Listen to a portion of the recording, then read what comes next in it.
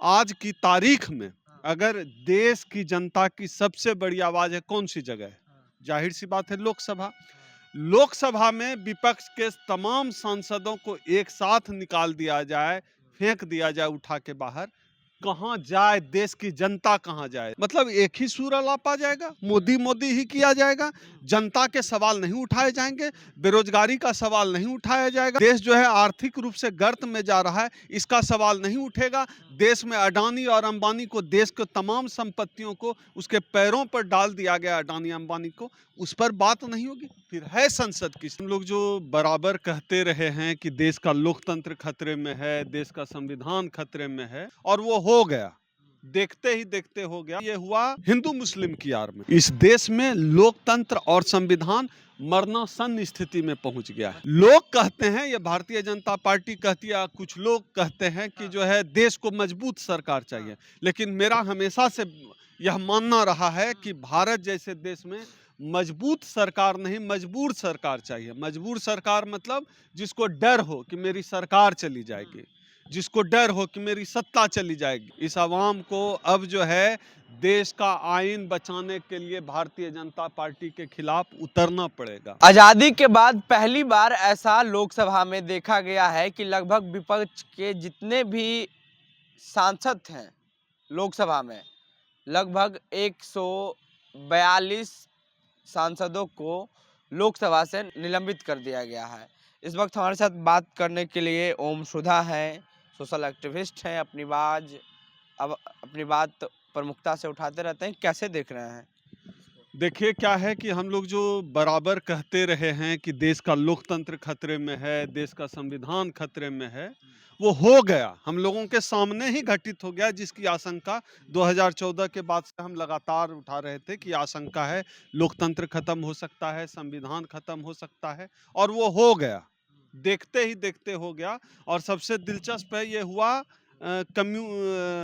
हिंदू मुस्लिम की आड़ में। हिंदू मुस्लिम की आड़ में लोकतंत्र को खत्म कर दिया। कौन हिंदू संविधान का भारतीय जनता पार्टी और आरएसएस के हिंदू मुस्लिम से कौन अपरिचित है? आप एक बात बताइए, आज की तारीख में अगर देश की जनता की सबसे बड़ी आवाज है कौन सी जगह है?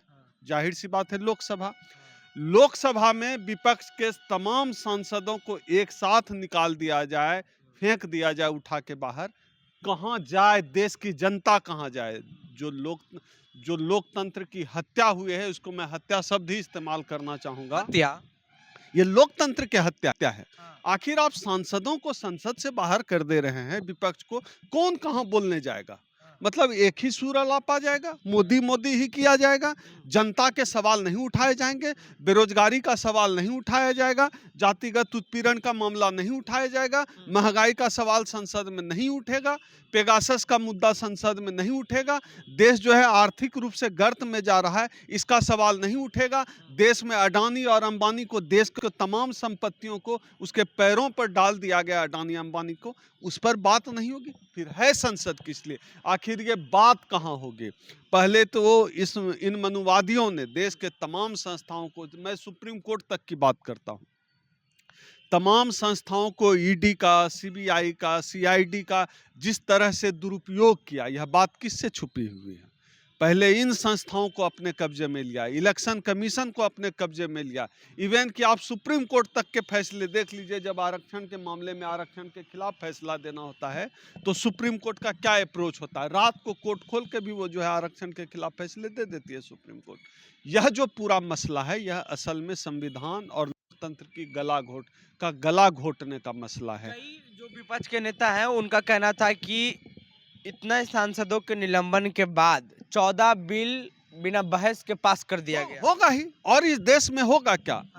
लोग कहते हैं, ये भारतीय जनता पार्टी कहती है, कुछ लोग कहते हैं कि जो है देश को मजबूत सरकार चाहिए, लेकिन मेरा हमेशा से यह मानना रहा है कि भारत जैसे देश में मजबूत सरकार नहीं, मजबूर सरकार चाहिए। मजबूर सरकार मतलब जिसको डर हो कि मेरी सरकार चली जाएगी, जिसको डर हो कि मेरी सत्ता चली जाएगी, तो वह सरकार ही जनता के हित में फैसले ले सकती है। अगर आप मजबूत सरकार चुनेंगे तो याद रखिएगा वही होगा, लोकतंत्र का गला इसी तरह से घोटा जाएगा। भारत है ही नहीं मजबूत सरकार के लिए। अगर इस देश में अभी मजबूर सरकार होती, राष्ट्रीय जनता पार्टी, लोजपा, ये तमाम क्षेत्रीय दलों के गठबंधन से होती, तो क्या होता फिर? उन गठबंधनों के हटने का डर रहता कि हम इन मुद्दों पर यह डिसीजन लेंगे तो फिर पैर खींच लेगा तो हमारी सरकार गिर जाएगी। जनता का डर होता तो न उनको जनता का डर है, न तमाम किसी तरह के संवैधानिक या किसी संस्था का डर है। अच्छा, आज एक पोस्टर लगाया गया था बिहार के आरजेडी कार्यालय के दफ्तर के बाहर। वहां दर्शाया गया है कि मोदी कलाकार है और कठपुतली के तरह 4 संस्थानों को यूज कर रहे हैं। पहला लोकसभा, दूसरा राज्यसभा, तीसरा चुनाव आयोग और चौथा ईडी को। मीडिया कहाँ छूट गया? मीडिया का नहीं दर्शाया। मीडिया भी दर्शाना चाहिए था, मीडिया भी छूट गया ना। तो तमाम संस्थानों को, खास तौर पे आप देखिए मीडिया का चाल और चरित्र जिस तरह से बदल दिया गया है, तो जाहिर सी बात है कि सब कुछ खत्म हो चुका है। हर जगह इनका कब्जा हो चुका है, कहीं कुछ नहीं बचा है। आने वाला 2024 का साल, अगला साल इस देश के लिए बहुत ही महत्वपूर्ण साल होने वाला है। इस आवाम को अब जो है देश का आइन बचाने के लिए भारतीय जनता पार्टी के खिलाफ उतरना पड़ेगा। और यह सरकार अब तो आंदोलन करने की भी अनुमति नहीं। आप जेएनयू में प्रोटेस्ट नहीं कर सकते। 30,000 का जुर्माना। जेएनयू और जंतर मंतर को दोनों तरफ से घेर के जो है 500 लोगों के लायक छोड़ दिया गया है। मतलब कहीं आप अपनी आवाज नहीं उठा सकते, कहीं आवाज नहीं उठा सकते हैं। हाँ, प्रधानमंत्री की फोटो वाली सेल्फी स्टैंड पूरे देश में हर इंस्टीट्यूशन में लगा रहेगा। यह इस देश में चल रहा है। पता नहीं देश की जनता को क्या हो गया है। हालांकि मैं इस देश के लोगों से बहुत ज़्यादा आशान्वित तो कभी नहीं रहा, क्योंकि इस देश में आज तक छोटी सी क्रांति भी नहीं हुई। इस देश में आज तक जो भी आया उसने दबाया है, मारा है, गुलाम बनाया है। और आज मनुवाद जो है इस देश को गुलाम बना रहा है। लोग गुलाम बनने के लिए तैयार हैं, तो कुछ होना जाना नहीं है। लेकिन हम लोग हैं बाबा साहब डॉक्टर अम्बेडकर के अनुयायी हैं, उनके बच्चे हैं, उनके बेटे हैं।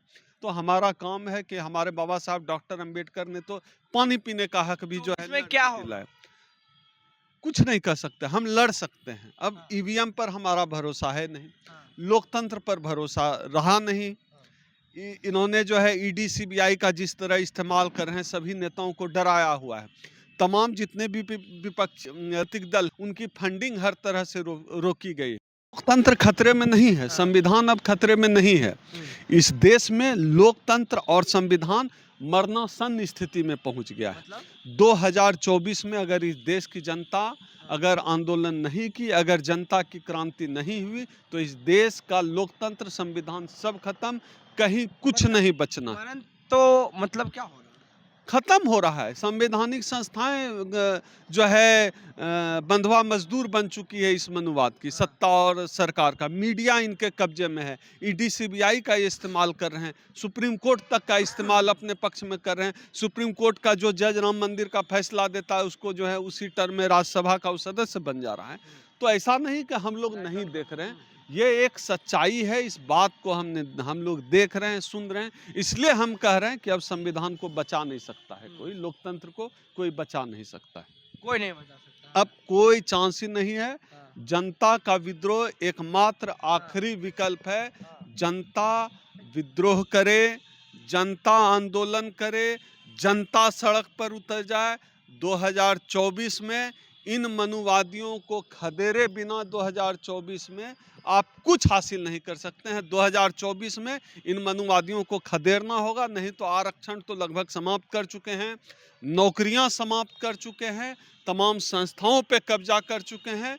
न संविधान बचेगा, न लोकतंत्र बचेगा, न देश बचेगा। और मैं तो अपने समाज के लोगों से भी कहता हूं कि यह जो जाति की जो आपस की लड़ाई है, इसको छोड़ दीजिए। अभी देश बचाइए, संविधान बचाइए।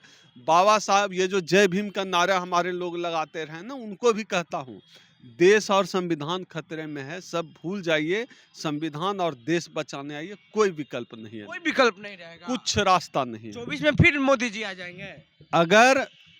अगर यही स्थिति रही, हमारे लोग इनके हिंदू मुस्लिम के चंगुल में आ गए, इनकी जो तैयारी है 22 जनवरी को जो है ये राम मंदिर का उद्घाटन करेंगे, फिर चुनाव अनाउंसमेंट हो जाना है। तो हाँ। इनकी जो तैयारी है देश को हिंदू मुस्लिम में बाँट देने की, और हमारे लोग उस चंगुल में फँस रहे हैं, तो हाँ। कोई रास्ता नहीं कोई बचे रास्ता कोई नहीं। रास्ता नहीं बचेगा। सबको खुलकर आना होगा, जनता को विद्रोह करना होगा। चलिए, तो देखिए ईडी, सीबीआई, चुनाव आयोग और तमाम जो संस्थान है उसका तो भाजपा या फिर कह लें केंद्र सरकार दुरुपयोग कर रही है, ऐसा ओमसुधा कर रहे हैं। और बड़ी बात इन्होंने तो यह कह दी कि लोकतंत्र खतरे में है और आखिरी सांस भी ले रहे हैं। संविधान का भी इन्होंने जिक्र किया। अपनी प्रतिक्रिया नीचे कमेंट बॉक्स में दें, फेसबुक पे देखने वीडियो को शेयर कर लें, यूट्यूब पे देखने चैनल को सब्सक्राइब कर लें।